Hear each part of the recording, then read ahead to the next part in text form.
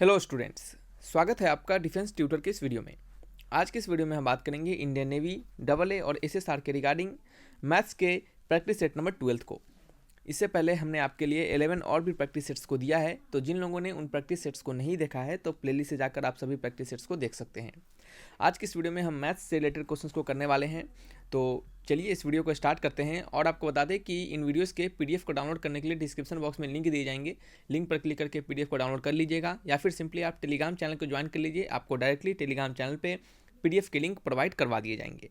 तो चलिए बढ़ते हैं वीडियो लेक्चर्स की ओर, और यहाँ पे हम पहले क्वेश्चन की ओर बढ़ते हैं। पहला क्वेश्चन आप यहाँ पे देख सकते हैं। तो चलिए पहले क्वेश्चन को पढ़िए। यहाँ पे लिखा जा रहा है कि the least number which when divided by 15, 27, 35 and 42 leaves in each case a remainder 7। कहा जा रहा है कि वह छोटी संख्या को बताना है जो कि 15, 27, 35 और 42 से भाग देने पर प्रत्येक से जो रिमाइंडर निकलेगा, यानी प्रत्येक से जो शेष निकलेगा वो आपको 7 निकलेगा। तो आपको वह लिस्ट नंबर बताने हैं, ठीक है। तो चलिए हम इस क्वेश्चंस को कैसे बनाएंगे। जैसा कि आपको पता है कि आपके नेवी, डबल ए और एसएसआर के एग्जामिनेशन में जो क्वेश्चंस दिए जाते हैं उनमें क्या होते हैं कि 11, 12 के जो मैथमेटिक्स होते हैं उससे क्वेश्चंस होते ही होते हैं, और साथ ही में क्या होता है आपका जो आपके अर्थमेटिक्स होते हैं, जैसे कि आपके प्रॉफिट एंड लॉस, इन सभी को छोड़ के छोटे छोटे जो अर्थमेटिक्स के क्वेश्चन होते हैं वो भी इसमें आपको पूछ दिए जाते हैं, ठीक है। तो ऐसा नहीं सोचिएगा कभी कि आपको वो सभी क्वेश्चंस नहीं पूछे जाएंगे। कभी कभी क्या होते हैं कि आपके वर्क एनर्जी के क्वेश्चंस, या फिर आप कह सकते हैं कि वर्क एनर्जी बोल रहे हैं, वर्क एंड टाइम के क्वेश्चंस, या फिर आप वेजेस, वर्कर्स एंड वेजेस वाले क्वेश्चंस, इन सभी से भी कंबाइंड क्वेश्चंस दे दिए जाते हैं। तो आप इसके लिए 11, 12 के फिजिक्स और मैथमेटिक्स को अच्छे से पढ़ लीजिएगा, और साथ ही साथ आपके जो जनरल एग्जामिनेशन के लिए जो आप तैयारी करते हैं अर्थमेटिक्स के, उनको भी आप अच्छे से पढ़ लीजिएगा, जैसे कि जो न्यूमेरिकल एप्टीट्यूड होते हैं इन सभी के क्वेश्चंस, ठीक है। तो सभी से कंबाइंड क्वेश्चंस आते हैं और हम आपको इसी प्रकार से क्वेश्चंस देंगे। अब हमारा क्या रहेगा टारगेट कि आपको वीडियो में नंबर ऑफ क्वेश्चंस को कम किया जाए, यानी 10 क्वेश्चंस देते थे, अब हम आपको 5 ही क्वेश्चंस देंगे। और आपको बता दें कि जैसे आपका ज़्यादा रिस्पांस आएगा उस अनुसार आपके नंबर ऑफ क्वेश्चंस को बढ़ाया जाएगा, ठीक है। तो ज़्यादा से ज़्यादा वीडियोस को देखिए, ज़्यादा से ज़्यादा रिस्पांस दीजिए, तभी हम आपके नंबर ऑफ क्वेश्चंस को बढ़ाएंगे। नहीं तो क्या होता है ऐसे कि वीडियोस लंबा हो जाता है और बच्चे वीडियोस को ज़्यादा नहीं देखते हैं, धीरे धीरे देखते हैं, लेट से देखते हैं। इस कारण से एक ही वीडियोस में हम 5 ही क्वेश्चंस देंगे, ठीक है। तो पहले क्वेश्चंस में लिखा जा रहा है, आपको बता दिया हमने कि वह लिस्ट नंबर बताना है जो कि अगर हम 15, 27, 35 और 42 से भाग दे तो सभी केसेस में रिमाइंडर जो है हमारा 7 निकले, ठीक है। तो कैसे बनाएंगे इन क्वेश्चंस को। तो सबसे पहले ऐसे क्वेश्चंस को बनाने के लिए हम सभी के प्राइम फैक्टर को लिखते हैं। अब ऐसा क्यों कर रहे हैं, क्योंकि हमें इन सभी का एलसीएम निकालना है, ठीक है। तो इन सभी का एलसीएम निकालेंगे तो सबसे पहले इनके प्राइम फैक्टर को लिखेंगे और प्राइम फैक्टराइजेशन मेथड से एलसीएम निकाल लेंगे, हमें आसान पड़ेगा। तो 15 को क्या लिख सकते हैं 3 गुने 5, ठीक है। 27 को क्या लिखेंगे, 27 को लिखेंगे 3 गुने 3। और 35 को क्या लिख सकते हैं 7, 5 या 35, यानी 5 गुने 7, इसके प्राइम फैक्टर हो जाएंगे। 42 को कैसे लिख सकते हैं, तो इसको लिख सकते हैं हम 2 गुने 3, 6 गुने 7, ठीक है। 2 गुने 3 6 हो गया, 6 7 42 हो गया, ठीक है। तो इस तरीके से हम इसको ऐसे लिख सकते हैं, ठीक है। अब इनके क्या करेंगे, हम इनके एलसीएम को निकालेंगे, इनके एलसीएम को हम फाइंड करेंगे। तो एलसीएम कैसे निकलेगा, तो जो भी कॉमन रहेगा उसको सबसे पहले लिख लेंगे, और जो कॉमन नहीं रहेगा उसको भी हम बाद में मल्टीप्लाई करेंगे। तो देख सकते हैं कि 2 कहीं कॉमन नहीं है, तो सबसे पहले तो 2 लिखेंगे। फिर देख सकते हैं कि 1 3 यहाँ पे, ये आपका 2 जगह 3 कॉमन आ रहा है, एक यहाँ पे 3 आ रहा है कॉमन, और एक कहाँ पे 3 है आपका, एक यहाँ पे 3 है, देख सकते हैं यहाँ पे 3 है। 2 बार 3 यहाँ पे हो गया और एक 3 आपका अलग हो गया। तो आप इसको क्या कर सकते हैं, इसको सिंपल तरीके से आप 3 गुने 3 भी लिख सकते हैं, ठीक है। फिर क्या बच जाता है आपका 5 और 7 कोई कॉमन नहीं है, तो उसे भी हम लिखेंगे, क्योंकि एलसीएम निकाल रहे हैं। तो जो कॉमन आते हैं उसे कॉमन निकाल के लिख देते हैं, और जो कॉमन नहीं आते हैं उनको भी हम क्या करते हैं लिख देते हैं एलसीएम निकालते समय, ठीक है। तो इसको हमने ऐसा किया। अब यहाँ पे क्या है कि जब हमने इसको ऐसा किया तो इसे अब मल्टीप्लाई करेंगे, तो इसको मल्टीप्लाई करने के बाद कितना आएगा हमें, ठीक है। तो इसको मल्टीप्लाई कीजिएगा तो आपको वैल्यू मिलेगा 1890, क्या मिलेगा 1890 मिलेगा, ठीक है। तो आपको बताना है कि ऐसे कौन से नंबर हैं, ये ऐसे कौन से नंबर है जो कि लिस्ट नंबर जो कि डिवाइड करेंगे हम, अगर डिवाइडेड बाई 15 इन सभी से अगर हम डिवाइड करें तो क्या है लिस्ट हमें कितना 7 रिमाइंडर मिले। तो अब हम क्या करने वाले हैं, इस 1890 को क्या करेंगे भाग करके देखेंगे, किससे 15 से। तो 15 को भाग करते हैं अब हम 1890 को, ठीक है। लिस्ट नंबर आपको बताना है डिवाइडेड बाई 15। हमें देखिए कंफ्यूज नहीं होएगा, हमें इसको 15 को नहीं भाग करना है, यानी ऐसा नहीं करना है 1890 को 15 से भाग करेंगे, ऐसा तो पॉसिबल नहीं है ना। ये हमारा सही करेक्ट है, क्योंकि क्वेश्चन में भी यही कहा जा रहा है, ठीक है। तो देखिए हम कैसे इसको करके देखते हैं अभी। तो यहाँ पे हम क्या करेंगे कि सबसे पहले जो इसको भाग लगाएंगे, अगर 1 से लगाते हैं, ठीक है। तो 15 एकम 15 लगाते हैं, तो कट जाएगा, कितना जाएगा आपका 5 3 8 3 आ जाएगा और 9 लिखा आएगा। तो 15 दूना 30 और 15 तिया 45 होता है, ठीक है। तो 15 तिया कितना 45 होता है, तो हम क्या करेंगे 15 दूना लगाएंगे, तो 15 दूना 30 हो जाएगा, ये कट जाएगा, 9 आ जाएगा, यहाँ पे 0 आ जाएगा, ठीक है। तो 15 को हम क्या करते हैं, अगर 5 से भाग देते हैं तो 75 आ जाता है, अगर 6 से करते हैं तो 90 आता है, ठीक है। तो 15 छक्के 90। तो देख सकते हैं ये तो हमारा पूरा कट गया, लेकिन कटना नहीं है, हमें कटना नहीं है, हमें क्या करना है, रिमाइंडर चाहिए 7, यानी ऐसा नंबर चाहिए जिसमें कि क्या हो 7 रिमाइंडर हमें बच जाए, ठीक है, 7 रिमाइंडर हमें बच जाए। तो हम क्या करेंगे, इस 1890 में अगर क्या करें हम, समझिएगा, अगर इस 1890 में अगर हम 7 को जोड़ देते हैं, बात समझिएगा, इस अगर 1890 में अगर हम 7 को जोड़ दें, ठीक है, इस एक्स्ट्रा टर्म को जोड़ दे तो ये कितना हो जाएगा, 1897 हो जाएगा, ठीक है। अब यहाँ पे हमें 90, यहाँ पे जब था 0 था तो हमने 0 उतारा, तो ये आपका कट गया, 6 टाइम्स आपका कट गया, ठीक है।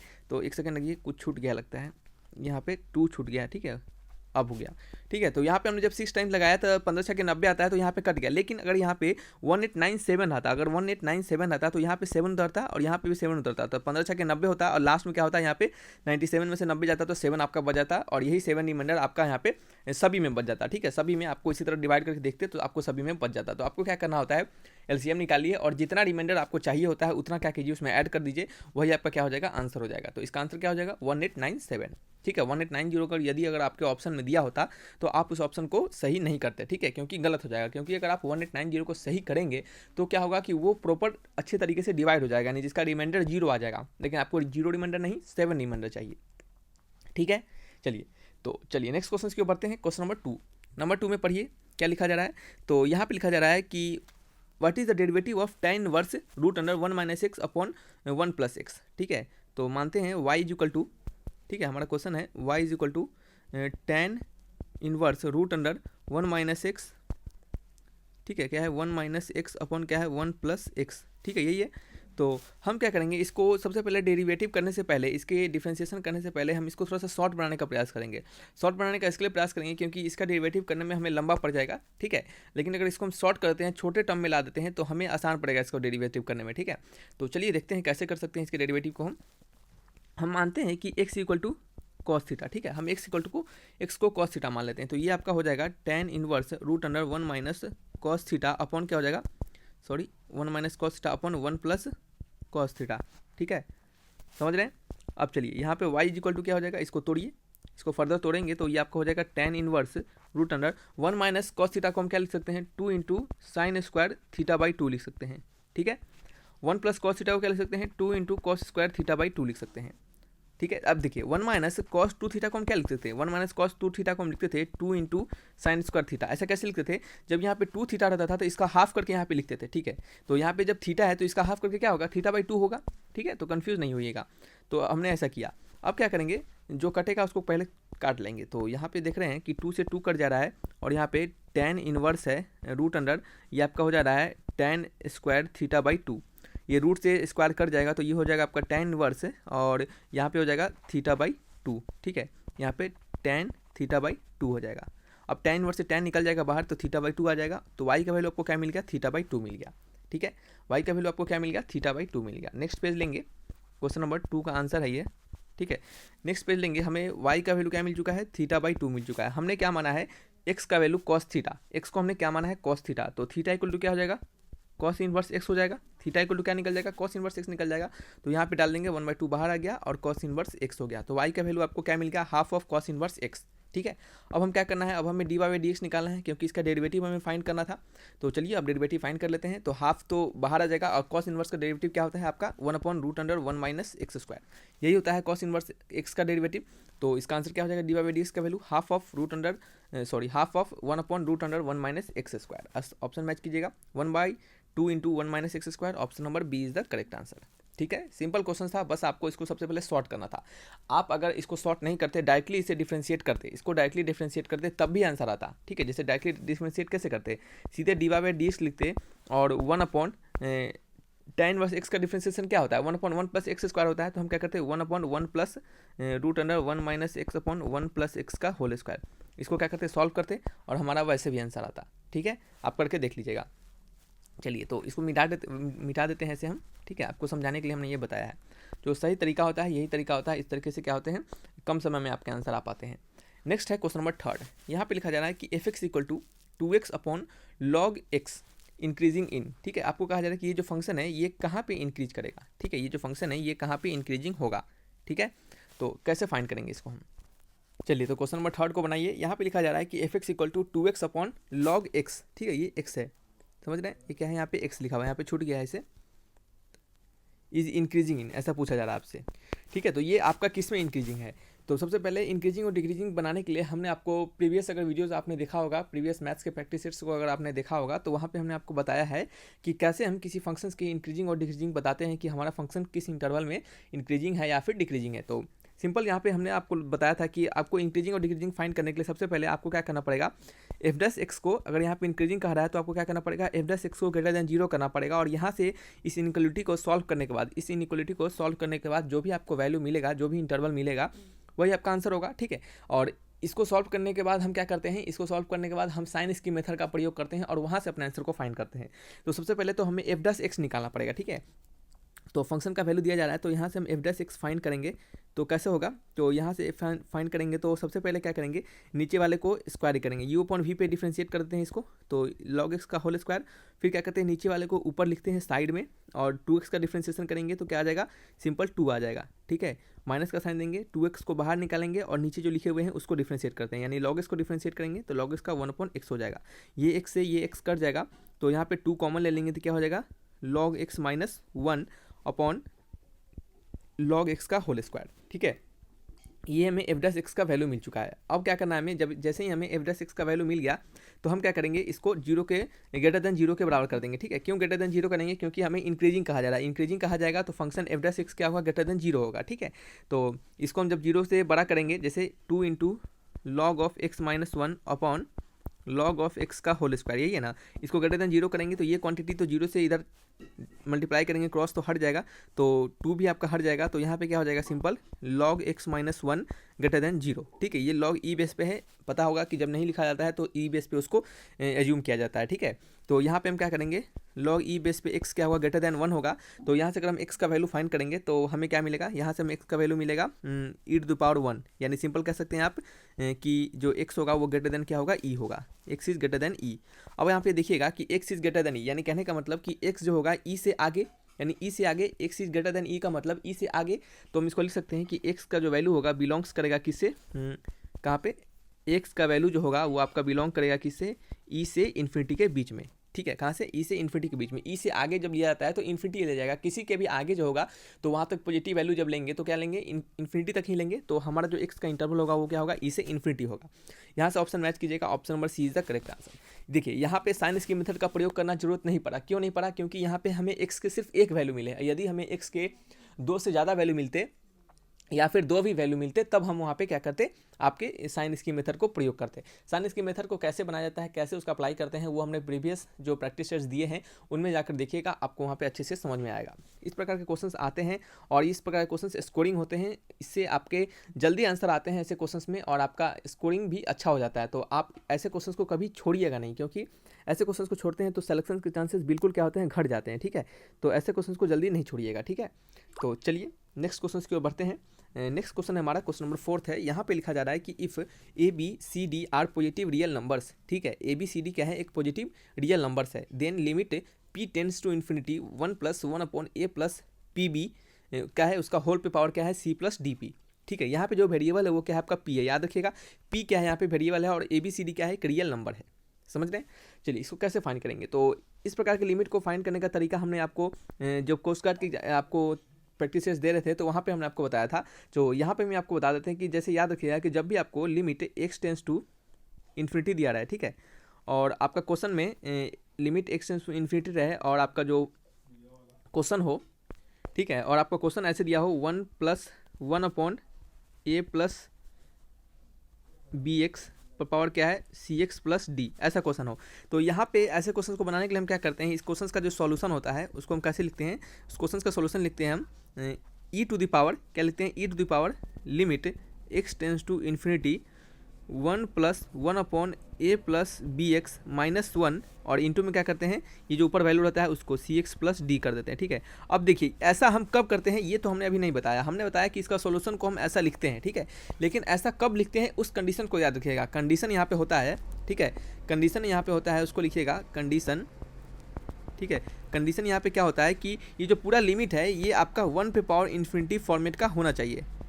अब देखिए, आपने जब लिमिट पढ़ा होगा तो वहाँ पे अपने बहुत सारे लगभग 7 प्रकार के आपने इंडिटरमिनेट फॉर्मेट को आपने पढ़ा है, ठीक है। 7 प्रकार के इंडिटरमिनेट फॉर्मेट होते हैं, ये आपको पता है। तो उसमें 1 पे पावर इन्फिनिटी भी एक इंडिटरमिनेट फॉर्मेट होता है। तो जब भी इस प्रकार के क्वेश्चंस आए और यह फॉर्मेट हमारा 1 पे पावर इन्फिनिटी का फॉर्मेट रहे, तभी हम इस तरीके के क्या करते हैं, सॉल्यूशंस को अपनाते हैं। अब देखिए कि ये जो हमारा क्वेश्चन है ये हमारा 1 पे पावर इन्फिनिटी फॉर्मेट का है या फिर नहीं है। सबसे पहले इसे हम चेक करेंगे।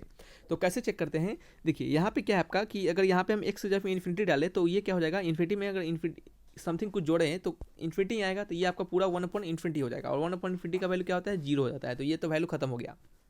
यहाँ पे भी एक्स के जगह इन्फिनिटी डालेंगे और इसमें कुछ जोड़ेंगे तो इस पूरे का वैल्यू क्या हो जाएगा, इन्फिनिटी ही हो जाएगा, ठीक है। तो आप देख सकते हैं ये वैल्यू 0 हो गया और यहाँ पे 1 बचा है, तो ये किस फॉर्मेट में हो गया, 1 पे पावर इन्फिनिटी के फॉर्मेट में हो गया। तो हम कह सकते हैं कि जब ये हमारा 1 पे पावर इन्फिनिटी फॉर्मेट में हो गया तो हम इस सॉल्यूशंस को यहाँ पे अप्लाई कर सकते हैं, ठीक है। अब देखिए ये जो हमारा क्वेश्चन दिया गया है, हम यहाँ पे चेक करके देखेंगे कि क्या ये हमारा 1 पे पावर इन्फिनिटी फॉर्मेट में है या फिर नहीं है। यदि होगा तो हम इस सॉल्यूशन को अप्लाई करेंगे और देखिएगा कितना कम समय में ऐसे क्वेश्चंस को हम बना पाएंगे, ठीक है। तो चलिए देखते हैं, पी की जगह फिर इन्फिनिटी डालेंगे तो ये पूरा इन्फिनिटी हो जाएगा, 1 पॉइंट इन्फिनिटी 0 हो जाएगा। यहाँ पे सिर्फ बच गया 1। अब ऊपर क्या है, यहाँ भी पी है तो यहाँ भी इन्फिनिटी डालेंगे तो ये भी पूरा इन्फिनिटी हो जाएगा। तो 1 पे पावर इन्फिनिटी का ये फॉर्मेट हमें मिल चुका है। तो हमारा ये कैसा फॉर्मेट है, ये हमारा 1 पे पावर इन्फिनिटी का फॉर्मेट है। तो हम इस सॉल्यूशंस को यहाँ पे अप्लाई कर सकते हैं, ठीक है। चलिए, तो इस सॉल्यूशंस को हम यहाँ पे नहीं, पिछले पेज में अप्लाई करेंगे, नेक्स्ट पेज में, क्योंकि यहाँ पे अगर अप्लाई करते हैं तो क्या होगा, जगह कम है, ठीक है। तो चलिए यहाँ पे लिख लेते हैं हम क्वेश्चंस को एक बार अच्छे से।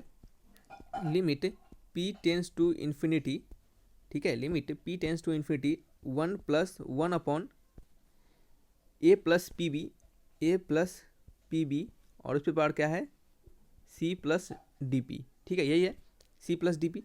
चलिए, तो हम इसको क्या करेंगे, हमारा जो सॉल्यूशन होता है इसमें क्या करते हैं, जो हमारा वैल्यू होता है उसमें से इस पूरे वैल्यू में से क्या करते हैं, एक को माइनस करते हैं। यानी इस पूरे वैल्यू में से क्या करेंगे, हम 1 माइनस करेंगे और ये जो ऊपर पावर होता है उसको क्या करेंगे, मल्टीप्लाई में, ये जो पावर है उसको क्या करेंगे, हम मल्टीप्लाई में लिख देंगे, ठीक है। तो यही यहाँ पे अप्लाई करेंगे। तो लिमिट लिखेंगे p टेंस टू इन्फिनिटी, लिखेंगे 1 plus 1 upon a plus p b लिखेंगे और इसमें से एक घटा लेंगे और ये जो पावर में होता है उसको क्या करेंगे, मल्टीप्लाई कर देंगे। तो c प्लस डी पी हो गया, ठीक है। यहाँ से 1 से ये 1 कट जाएगा और यहाँ पे क्या हो जाएगा, limit p tends to infinity c plus d p upon क्या है, a प्लस पी बी, ठीक है। इन दोनों में से क्या करेंगे, p को कॉमन लेंगे। तो limit p tends to infinity, p common लेंगे तो ये आपका हो जाएगा p और ये क्या हो जाएगा, ये आपका हो जाएगा c अपॉन, मार्कर चेंज कर लेते हैं, ये हो जाएगा आपका c अपॉन p और प्लस क्या हो जाएगा, d हो जाएगा। नीचे क्या हो जाएगा आपका, p कॉमन लेंगे तो ये हो जाएगा a अपॉन p प्लस क्या हो जाएगा आपका b हो जाएगा, ठीक है। और एक सेकेंड, कुछ छूट रहा है, छूट क्या रहा है वो देखिएगा। यहाँ पे हमने आपको बताया था कि ये जो पावर होता है वो ई पे पावर लिया जाता है। ये सभी क्या है, ई पे पावर चढ़े हुए हैं, ये क्या है, सभी ई के पावर चढ़े हुए हैं, ठीक है। तो इसमें कंफ्यूज नहीं होना है, ये आपका ई का पावर लेना ही लेना है, क्योंकि क्वेश्चंस में ऐसा ही है। हमने सोल्यूशन दिया तो देखिए यहाँ पे ई के पावर लिया है हमने, ठीक है। तो ई का पावर तो रहेगा ही, फिर इक्वल टू का साइन देंगे, ठीक है, फिर इक्वल टू का साइन देंगे और यहाँ पे p से p कट जाएगा और क्या करेंगे, p के जब पे इन्फिनिटी पुट करेंगे। तो जब यहाँ पे इन्फिनिटी पुट करेंगे और यहाँ पे इन्फिनिटी पुट करेंगे तो ये आपका c अपॉन इन्फिनिटी और a अपॉन इन्फिनिटी, तो ये क्या हो जाएगा, 0 हो जाएगा, ये भी क्या हो जाएगा, 0 हो जाएगा। तो वैल्यू क्या हो जाएगा आपका, e to the power d upon b, क्या हो जाएगा, e to the power d upon b, यही आपका क्या होगा, आंसर आएगा। तो ऑप्शन मैच कर लेंगे, e to the power d upon b, option number कौन सा है, b is the correct answer. तो देख सकते हैं कितने आसान तरीके से हमने इसको बनाया है। हमने आपको समझाया है, इसका आंसर ये लंबा हुआ है, नहीं तो अगर आपको बनाना होगा तो आप देख सकते हैं कि 1 से 2 लाइन के अंदर इस क्वेश्चन को आप बना पाइएगा, ठीक है। जितना ज़्यादा प्रैक्टिस कीजिए उतना ज़्यादा आपको जल्दी से क्वेश्चन को बना पाइएगा, ठीक है। क्वेश्चन नंबर 5 में पढ़िएगा, यहाँ पे लिखा जा रहा है आपका कि the area of parallelogram whose adjacent sides are determined by the vector a and vector b, ठीक है। आपको एरिया ऑफ पैरेललोग्राम बताना है जिनके एडजेसेंट साइड्स जो हैं वो आपके ए और बी वेक्टर के फॉर्म में दिए गए हैं, ठीक है। तो उनका एरिया क्या होगा पैरेललोग्राम का, ठीक है, एरिया क्या होगा उनका पैरेललोग्राम का, ठीक है। एक समांतर चतुर्भुज की आश्रित भुजाओं की स्थिति सदिश इतना इतना दिया जा रहा है तो उसका क्षेत्रफल क्या होगा, यानी एरिया क्या होगा, वही क्षेत्रफल होता है। तो देखिए एरिया निकालने के लिए क्या करते हैं आप, सिंपल फॉर्मूला है यहाँ पे, इसको याद रखिएगा। हम इनके ए क्रॉस बी करते हैं, ए क्रॉस बी जो होता है वही पैरेललोग्राम का एरिया बताता है। एक वेक्टर ए है और एक वेक्टर बी है, दोनों पैरेललोग्राम के साइड्स हैं, तो हम क्या करते हैं उन दोनों के क्रॉस प्रोडक्ट कर देते हैं, उन दोनों वेक्टर के, यानी उन दोनों पैरेललोग्राम के साइड्स के क्रॉस प्रोडक्ट करेंगे तो जो हमें वैल्यू मिलेगा वो क्या मिलेगा, वो वैल्यू का जो मॉडुलस मिलेगा, यानी उनका जो मैग्नीट्यूड मिलेगा वो हमें उनके एरिया बताएंगे, ठीक है। तो हम क्या करेंगे, ए क्रॉस बी को निकालने का तरीका होगा, वेक्टर आपने पढ़ा होगा, तो वेक्टर में हम कैसे निकालते हैं ए क्रॉस बी को, तो सबसे पहले आई जे और के लिखते हैं, ठीक है।